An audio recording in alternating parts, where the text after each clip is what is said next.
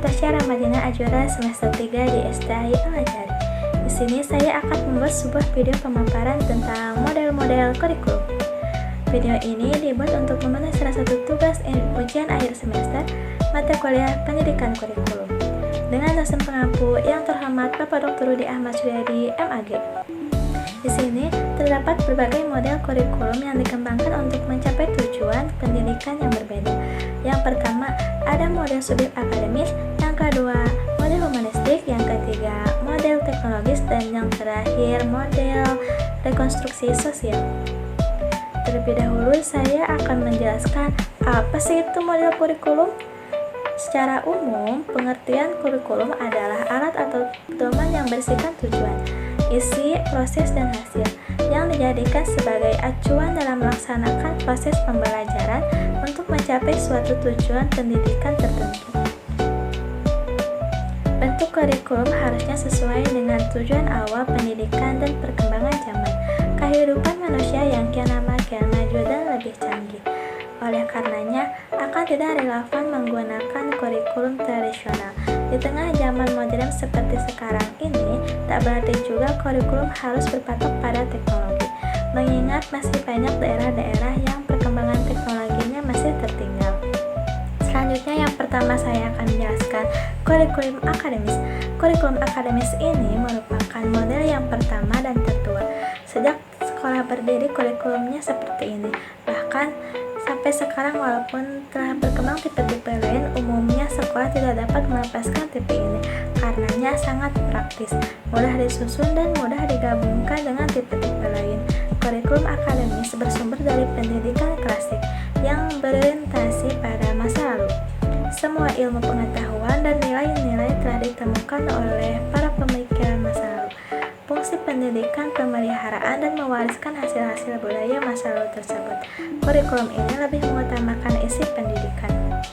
Ada 3 pendekatan dalam perkembangan subjek akademis, yaitu yang pertama, melanjutkan pendekatan struktur pengetahuan, yang kedua, studi yang bersifat integratif, yang ketiga, pendekatan yang dilaksanakan pada sekolah-sekolah fundamentalis. Adapun ciri-ciri kurikulum subjek akademis yaitu 1. Bertujuan untuk memberikan ide pengetahuan. 2. Metode yang sering digunakan adalah metode ekspositori dan inquiry.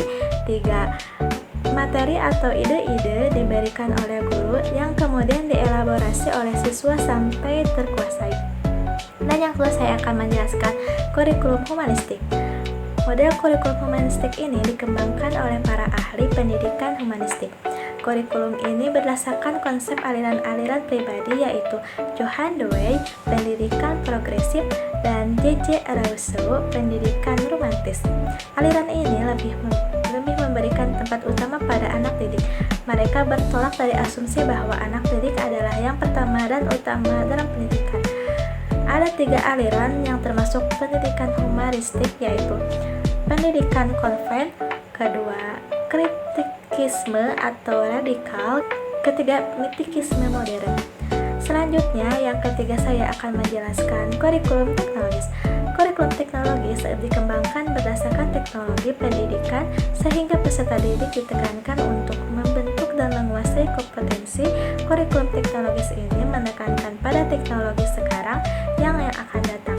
Kurikulum ini diarahkan bukan pada pemeliharaan dan pengawetan ilmu tersebut, tetapi pada penguasaan kompetensi, suatu kompetensi yang berdasarkan diuraikan menjadi kompetensi yang lebih sempit atau khusus, dan akhirnya menjadi perilaku-perilaku yang dapat diamati atau diukur. Kurikulum ini memiliki karakteristik yaitu 1. Belajar dipandang sebagai proses respon terhadap rangsangan. 2. Belajar diatur berdasarkan langkah-langkah tertentu dengan sejumlah tugas yang harus dipelajari. 3. Secara khusus, siswa belajar secara individual meskipun dalam hal-hal tertentu bisa saja belajar secara berkelompok.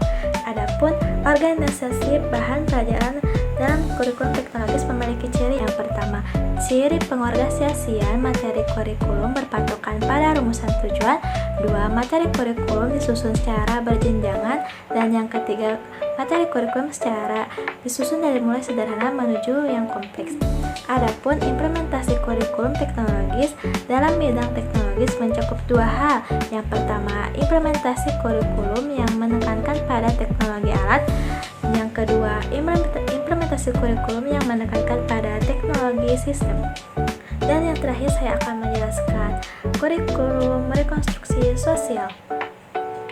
Kurikulum rekonstruksi sosial merupakan gagasan untuk menggunakan sekolah sebagai institusi perubahan dan pengajaran positif, seperti membangun masyarakat.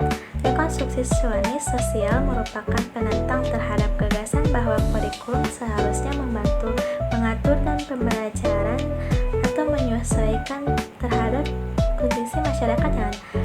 Nicknell 1981. Dalam hal ini, kurikulum merupakan satu sarana dalam membentuk, mengembangkan ketidakpuasan, dan melengkapi kebutuhan kemampuan pembelajaran untuk menciptakan tujuan baru dan mempengaruhi perubahan sosial. Rekonstruksi sosial adalah filosofi pendidikan yang menekankan institusi pendidikan sebagai lingkungan untuk menerapkan perubahan sosial dan menantang ketimpangan sosial. Pendidikan percaya bahwa latar belakang siswa mempengaruhi pengalaman dan pengalaman pendidikan mereka. Sekolah adalah institusi perubahan dan pembelajaran adalah agen sosial pembuat makna. Sekian video pemaparan